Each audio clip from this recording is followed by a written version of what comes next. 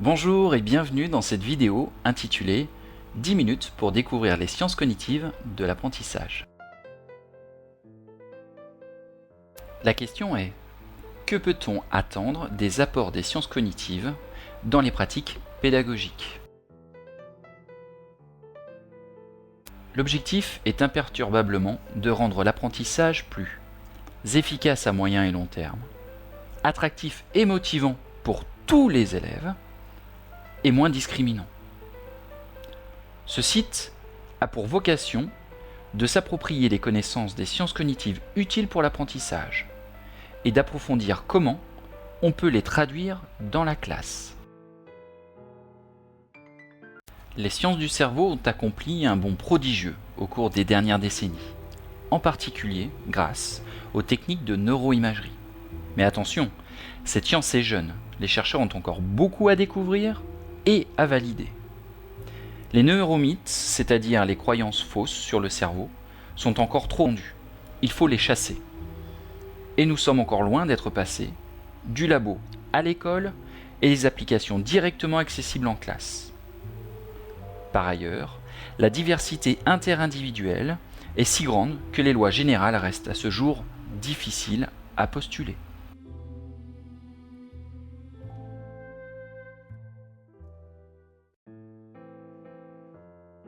Nous savons beaucoup de choses sur les mémoires. Certaines données sont suffisamment fiables pour engager des transformations pédagogiques. Toutes les activités scolaires mobilisent des dizaines de fonctions mémorielles qui travaillent ensemble de façon complémentaire. On regroupe généralement les mémoires en familles de caractéristiques similaires. La mémoire perceptive. Les sens perçoivent des signaux et les transforment en signaux neuronaux en un temps très court. Photons lumineux, ondes sonores, odeurs, etc. sont reconnus ou non. Les messages sont ensuite traités en mémoire de travail. La mémoire sémantique contient les éléments de savoir que l'on peut expliciter, mettre en mots. C'est notre bibliothèque personnelle qui occupe une place privilégiée dans le monde scolaire, par les définitions, le sens des concepts ou encore les références. Elle sert à comprendre et à traiter. Elle est sujette à l'oubli et devra nécessiter des réapprentissages par le jeu de la consolidation mnésique. La mémoire procédurale. Elle est celle des automatismes moteurs ou de pensée, qui permettent de réaliser l'immense majorité des activités quotidiennes de façon rapide, immédiate et avec peu d'efforts. La mémoire épisodique. Elle est celle des événements, des souvenirs personnels. Dans le monde scolaire, elle ne donne pas lieu à des stratégies particulières. Mais on reconnaît son importance dans la compréhension. Enfin, la mémoire de travail. Elle est constituée d'un ensemble de modules chargés du traitement des informations. La coordination des autres mémoires, la compréhension, le raisonnement, la création, la décision. C'est également l'aire corticale de l'attention. Elle est bien sûr très sollicitée dans les activités pédagogiques. La mémoire de travail, aussi extraordinaire soit-elle dans ses performances de traitement, possède deux handicaps. Elle est éphémère et ne conserve les informations que brièvement.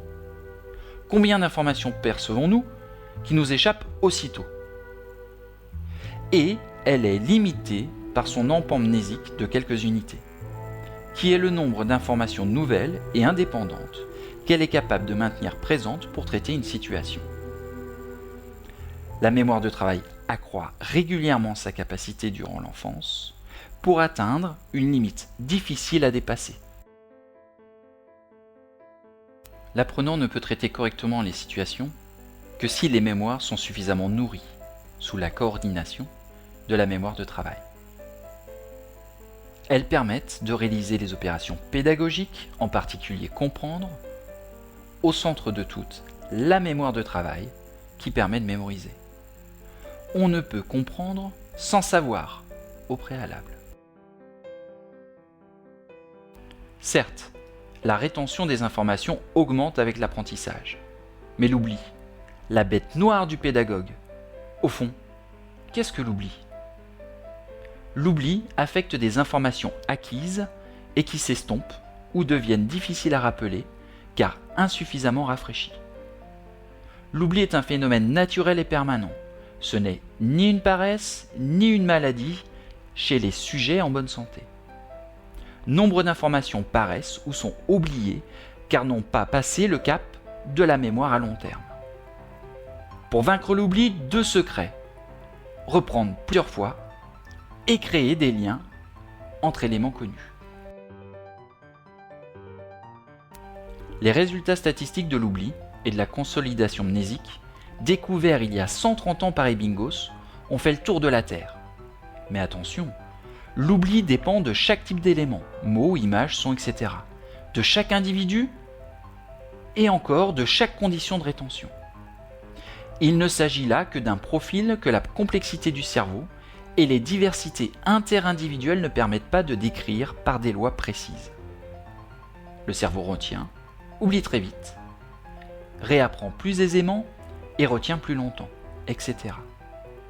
Alors, comment l'élève peut-il optimiser sa nécessaire rétention ? 1. Il faut comprendre pour mémoriser, mais il faut aussi savoir pour comprendre. 2. Réapprendre plusieurs fois dans le temps. 3. En se posant des questions. C'est le principe de la mémorisation active. 4. En étant concentré sur l'information à apprendre. 5. Et en rectifiant rapidement la réponse si elle est erronée. Pour réussir la mémorisation chez l'élève, l'enseignant doit fournir des supports qui s'y prêtent. Encarts et fiches de mémorisation active, logiciel de mémorisation individualisé, et en ayant sélectionné les essentiels à retenir à terme, car la rétention à long terme d'un cerveau moyen, dans le cadre des programmes actuels, est tout simplement impossible. Oui, peut-être pour la première fois, le système scolaire s'apprête à réussir la révolution numérique, grâce à des logiciels dont le fonctionnement s'appuie sur de nombreuses préconisations de sciences cognitives.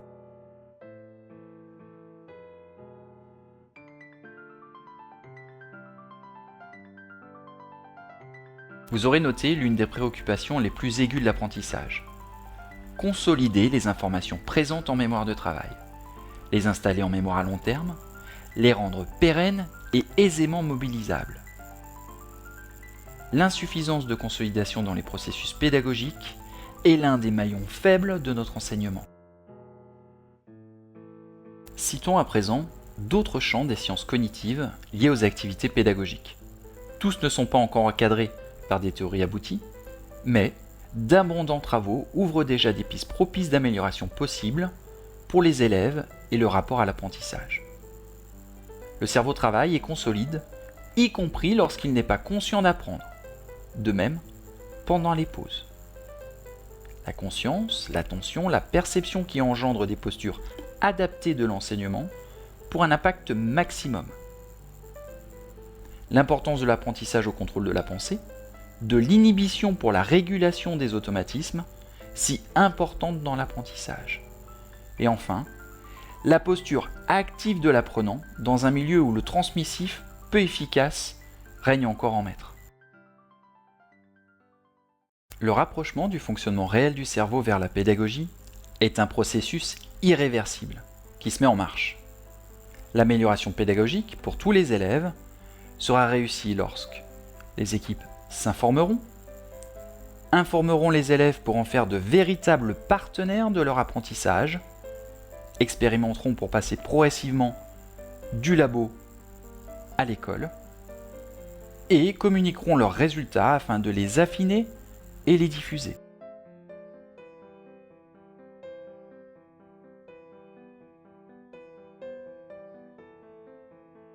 Nous vous remercions pour votre écoute et vous souhaitons une excellente découverte du site.